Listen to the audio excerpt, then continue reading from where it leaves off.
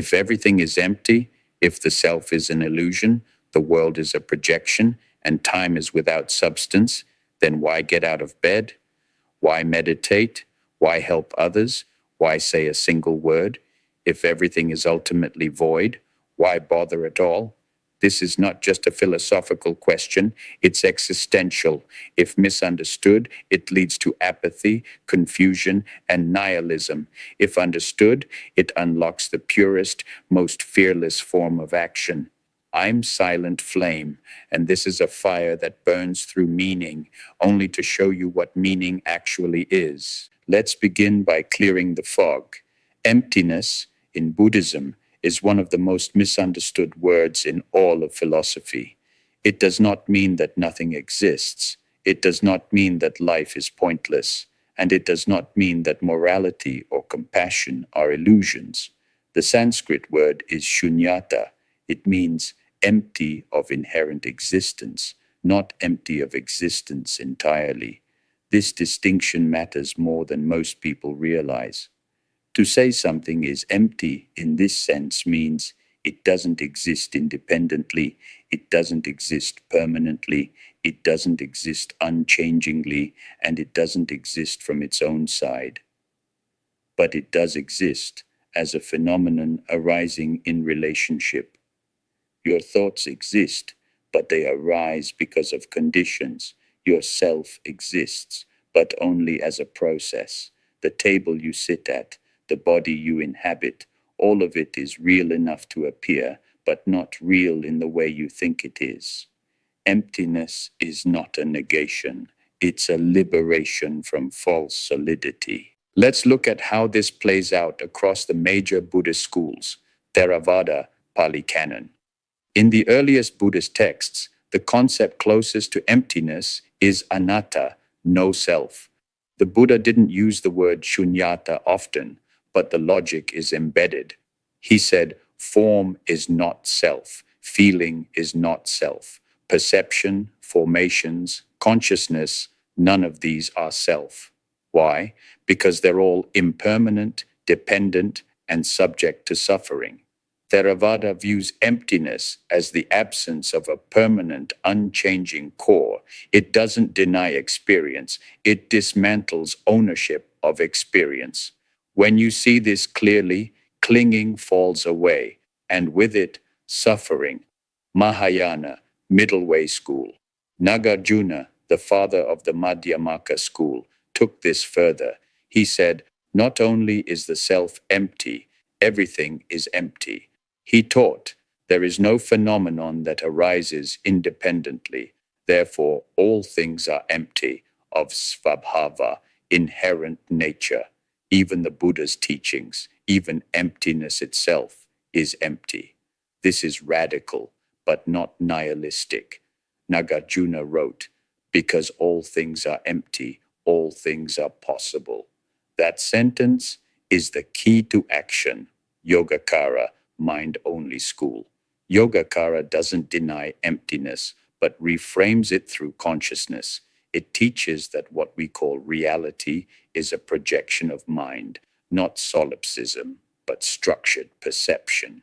Here, emptiness is understood as the absence of duality between subject and object. Why is this important? Because when you drop dualism, you don't fall into nothingness. You fall into non-separation. From this view, acting in the world is not about helping others. It's about responding to manifestations of your own mind. Summary of all. So across schools, we find a common core. There is no solid, unchanging self. All things arise from causes and conditions. Nothing stands alone. Emptiness is not absence, but interdependence. Which brings us back to the burning question. If all is interdependent, why act at all? Isn't action too just another illusion? Now we arrive at the heart of the question. If the self is an illusion, if time is relative, if morality is conditioned, and if all forms are empty, why bother? Why get up and practice? Why teach? Why serve? Shouldn't full realization mean stillness? withdrawal, total neutrality. This is the great temptation of nihilism, and it arises at the edge of emptiness, the trap of misunderstanding shunyata. Many practitioners and teachers have fallen into the abyss of false emptiness. They say, nothing matters, nothing is real, compassion is a game, ethics is a story, desire is a wave, and they sit detached, cold, cynical. But that's not enlightenment, that's ego in emptiness's robes. Real realization doesn't erase the world, it liberates your relationship to it. After awakening under the Bodhi tree, the Buddha could have walked away. He could have sat in perfect silence until death. And for a moment, he almost did. The texts say he hesitated. He saw the depth of what he had realized and doubted whether anyone could understand it. But then he looked again and saw beings with dust in their eyes, struggling, searching, capable of awakening. And so he rose, and so he taught, not out of duty, but from compassion rooted in clarity. He knew the world was empty, but he also saw that suffering was real enough to relieve. In Mahayana, we find the Bodhisattva, the one who has seen through the illusion of self, tasted the bliss of release, but returns to the marketplace. Why? Because even though there are no separate beings, there is appearance of separation, and as long as suffering appears, so must compassion. The Bodhisattva knows there is no fixed self or other, but doesn't use that as an excuse. He uses it as freedom to act without fear, pride, or agenda. The Lotus Sutra's parable. The Lotus Sutra tells a story of a physician whose children are sick. He gives them medicine, but some are too confused to take it. So he pretends to leave, then returns, and offers the cure again. That physician is the Buddha, the sick children are us, and the medicine is action. Skillful means in an impermanent world. But how does action work when there's no self behind it? Simple. Action doesn't come from ego, it arises from clarity. Think of a mirror. It reflects perfectly, but doesn't grasp. It responds, but doesn't identify. The awakened mind is like this. It acts, but doesn't cling. It feels, but isn't bound. It responds, but doesn't react. This is karma without karma, action without the egoic residue that binds it to future becoming, to act without believing in a self. This is not denial. This is liberation. Most of what we do in life is reactive. We move because of fear, hunger, image, reward. Even our generosity is often laced with subtle craving for approval, for righteousness, for belonging. But the awakened mind sees through this. It doesn't eliminate emotion. It transforms its root. When craving dissolves, what remains is a silent clarity. From that silence, action flows, but without baggage. No personal agenda, no performance, no clinging to results. True action is choiceless. In Zen, there's a teaching. When the self disappears, action becomes natural. That doesn't mean passive surrender. It means you chop wood and carry water, not because you must, but because that's what this moment expresses through you. It's like a flute through which wind moves. The flute doesn't decide to sing. It simply becomes a vessel for sound. One of the greatest misunderstandings in Buddhism is this, that emptiness leads to detachment, that no self means no love, that absence of identity equals absence of care. This is false. It is precisely because there is no self that the boundary between me and you dissolves. And when that boundary falls, compassion arises effortlessly. Because your suffering is no longer distant, your fear, your confusion, your pain, it is not yours. It is the field we all move through, the wisdom of the open heart. Real compassion is not pity, it's not rescue, it's not I am whole and you are broken. It is. I see your pain as mine because there's no true division. I act not to fix you, but because suffering wants to end through me. This is action beyond morality. It's not about rules, it's about resonance. And that kind of action doesn't burn you out because it isn't based on a self that needs to save.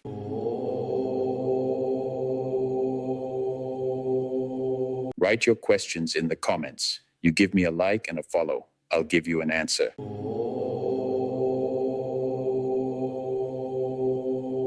Now let's talk about the danger, because there is a trap in this path, a very attractive one. It goes like this: nothing matters, everything is empty, why bother? And with that phrase, people check out. They become frozen, detached, dead while alive. They confuse apathy with wisdom, distance with equanimity, disinterest with clarity. This is not Dharma, it's denial.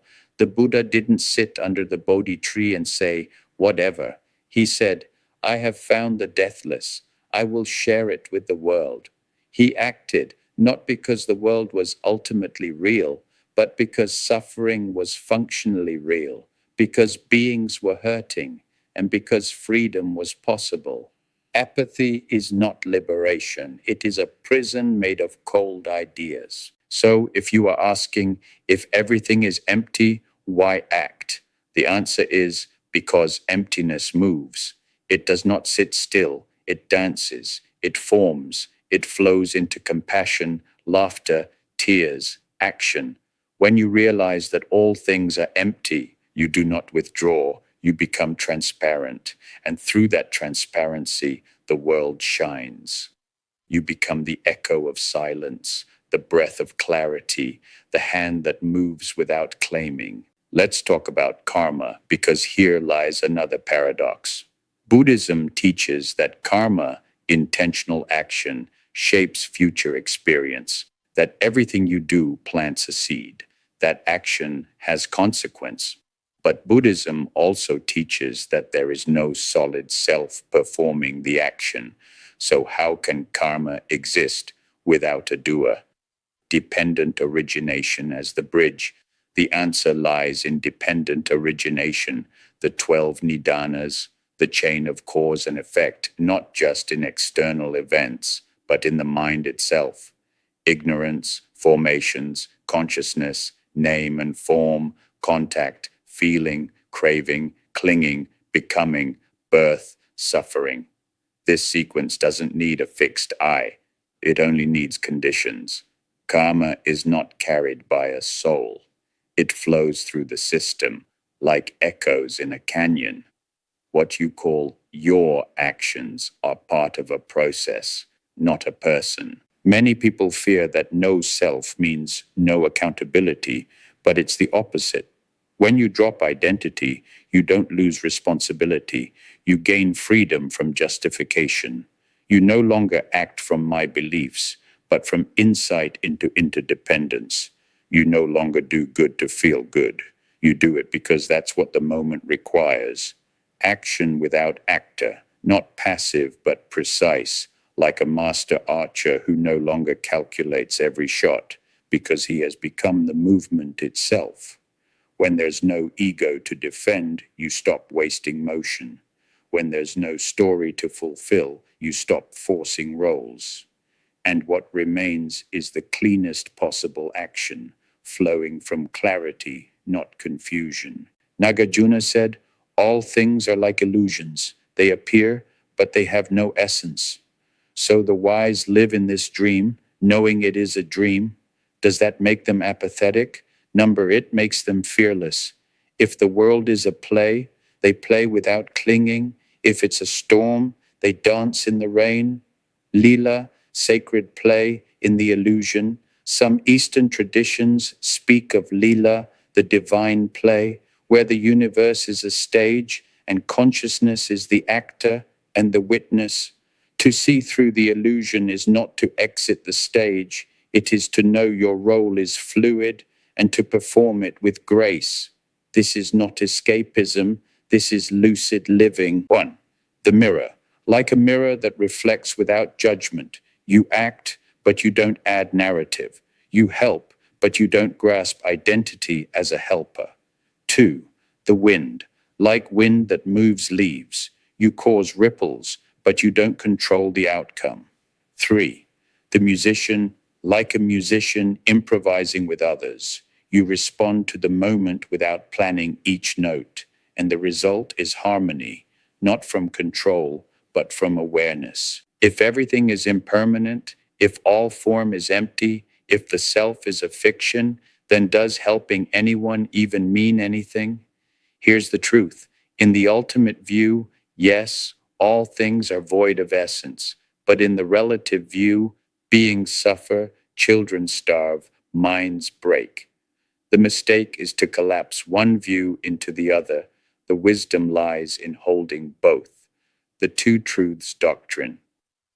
In Mahayana Buddhism, this is known as the two truths, ultimate truth. All is empty, beyond labels, beyond duality, conventional truth. Suffering exists, time flows, actions have results.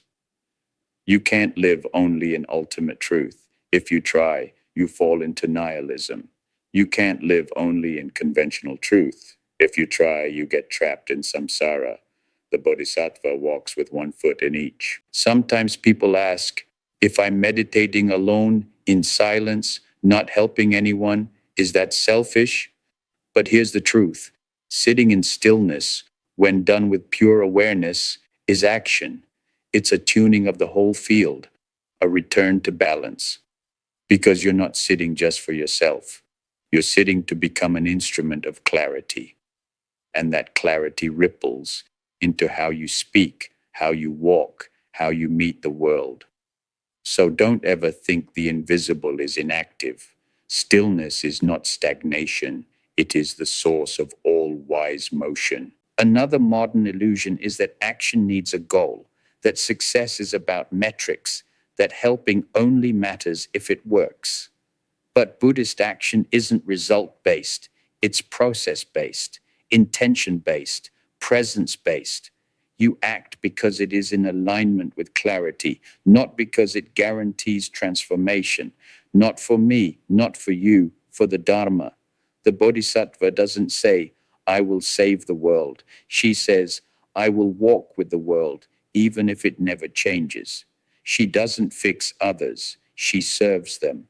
And sometimes service is silent, invisible, unrecorded.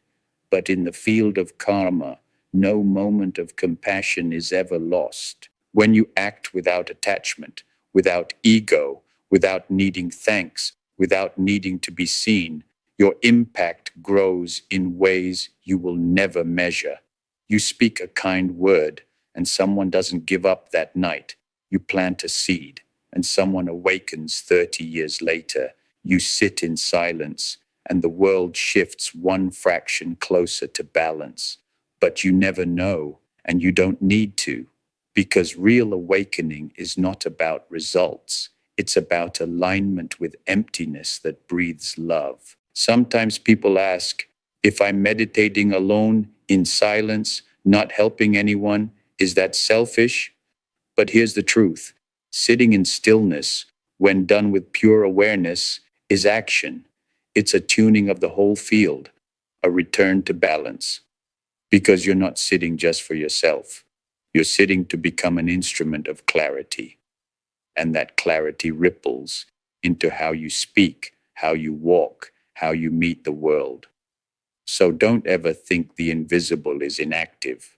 Stillness is not stagnation. It is the source of all wise motion. The Buddha is sometimes called the Tathagata, the one thus gone or the one thus come. He doesn't act from personality. He acts as what the moment calls for. If someone needs fire, he becomes fire. If someone needs silence, he becomes silence. If someone needs a lie to awaken from illusion, he offers skillful means without attachment. This is not manipulation. This is clarity in motion. It's what happens when the sense of I dissolves and only response remains. The flame burns, not because it wants to, but because that's what fire does. The awakened one does not choose to serve. They simply are service because nothing separates them from the suffering they see. They don't wait to act. They don't calculate. They don't cling. They respond precisely, compassionately, and completely, then let go. There's a phrase in the Heart Sutra: form is emptiness, emptiness is form. This is not poetic fluff. It's the answer to this whole question. When you truly see emptiness, you see that action is not separate from stillness, that doing arises from being, but without grasping. You act, and yet no one acts. You speak, and yet no one speaks, and the world shifts, not because you forced it, but because you moved in alignment with reality. So, if all is empty, why act? Because you are not outside of emptiness. You are its expression. And when you realize this, you stop asking what action is for.